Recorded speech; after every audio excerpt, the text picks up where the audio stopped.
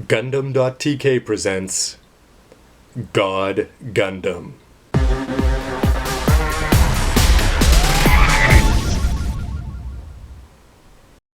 Once you attach the legs on and make sure that you put this part the right way, it's ready to plug into the waist armor.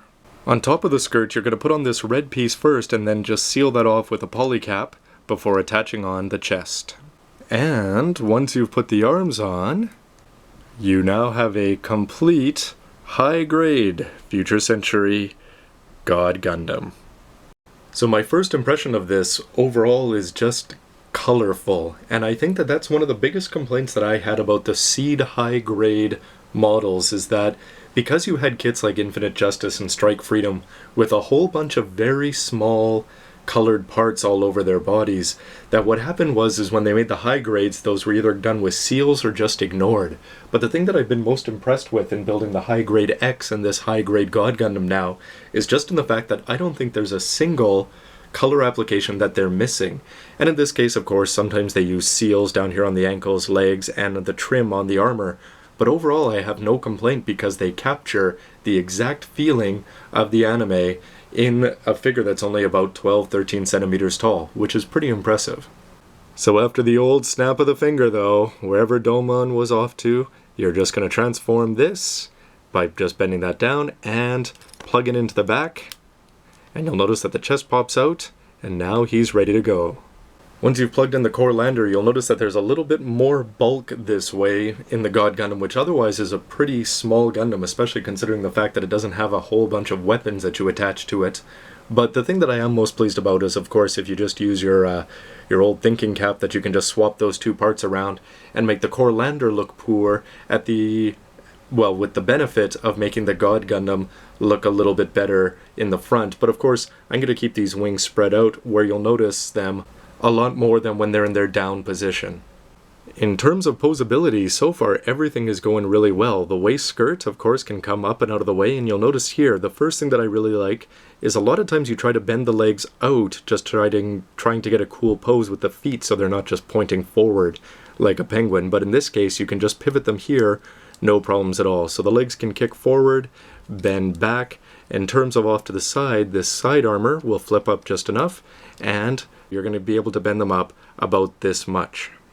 The rear skirt bends up this much, and if you bring this forward, you can bend it down and back without too many problems, and you already saw earlier how much the feet can move.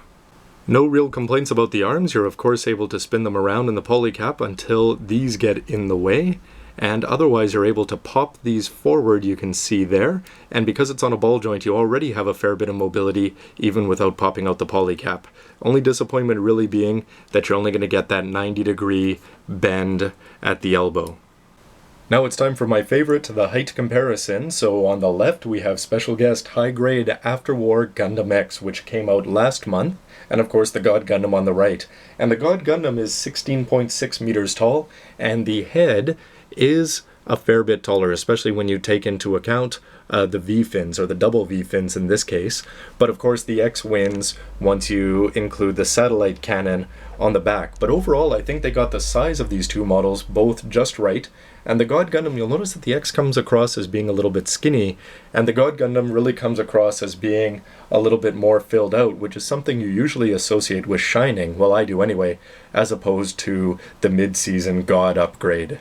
So I think it might be a little bit hard to call yourself a fan of Gundam models if you don't like, or at least appreciate, what the high-grade Universal Century line has brought model fans over the last decade.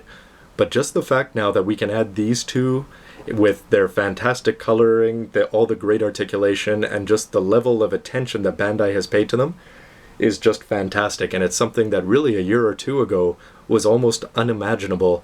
But now our shelves are just that much better, and we're only really waiting for a whole bunch of allies for all of these, and the wing and turn A kits as well. Now usually weaponizing a Gundam can be a little bit complicated, but in this case, well, it's not at all. So anyway, you just swap out the fists and put in the manipulators that have the holes there, and then you can attach in the two beam sabers. But because of the great posability that this kit has, really there's nothing that you can't do with them besides bend the arm more than 90 degrees. I don't know if there was a fan-made video or what, but there's something on YouTube showing the Nobel Gundam, which I would love to see a high grade and a master grade of, by the way, and the God Gundam training in the early morning in Hong Kong. And of course I don't have any imagination, I'm just copying the box, but because of these unique hands that they give you, there's actually some pretty cool poses that you could pull off with this thing. And you may notice there that the right foot is not actually touching the ground, and without too much effort, well, of course this pose is not all that great, but you can pull off all sorts of different things because this has good balance and everything is just well put together. Is this any better? The waist skirt does get in the way a little bit there, but overall, I'm actually pretty happy with the effect. But of course, if I watch a Hong Kong action movie, I pay to see the protagonist get really angry, and when Domon gets angry, with the wings up at the back, which really add to the impression of size there, and then you end up just taking off the forearm guards and flipping them forward one peg, and I guess I should open up those yellow parts, but I've replaced these, what are these, not shining fingers, the God fingers, and you know that somebody is about to get into a world of pain at the end of the episode. Because of the great posability, you can see that the shoulder has really come almost out of its socket there, but it really doesn't have any detriments, and this guy can be ready to deliver the ultimate Kamehameha, Hadouken, or, well, whatever the proper name is from God Gundam. Now they show all over the box that this is made, of course, to go with a action base, so it's time to go to my Ziploc full of extra parts. And with a 1/144th action base, this thing is just made to show off its flexibility and its various stunt wire poses. So far, no weight issues at all with anything wanting to fall down or not stay in place. My only real disappointment with this, besides the machine cannons and the fact that they're just big, bulky blue parts except for one sticker, is that when you open up the front of the chest and you reveal the energy multiplier there, that you'll notice it's just a big solid blue block with a very poor looking seal on it. And a yellow piece would have made all the difference, and they could have spent a little bit more money, or we could have, I guess, buying it, and gotten a better seal. So that wraps up my look at the actual model itself of the high-grade Future Century God Gundam. So what do you think of it so far? So far I'm pretty impressed, but I guess we just have one important question left, and that is this worth the 1800 yen? Or should you just be shelling out the money to buy this guy? So anyway, stay tuned for the next part and I'll balance them up, and as always, just let me know what you think, because really, the more opinions we have out here, the better. As always, this is Robert184, don't want to knock him over, from gundam.tk. Thanks for watching, stay tuned for lots more reviews. Thanks for watching, everybody. I really can't believe that I forgot what it's called.